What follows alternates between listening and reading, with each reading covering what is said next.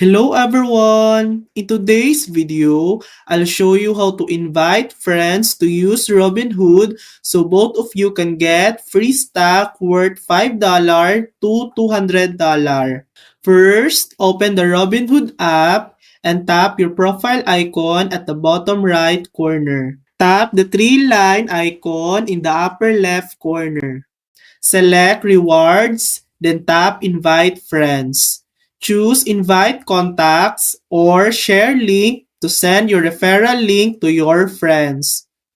Once your friends sign up using your link, both of you will receive a free stock reward valued between $5 to $200. And that's it. That's how to invite friends on Robinhood. Thanks for watching. If this video helped you, please like and subscribe for more helpful tutorials.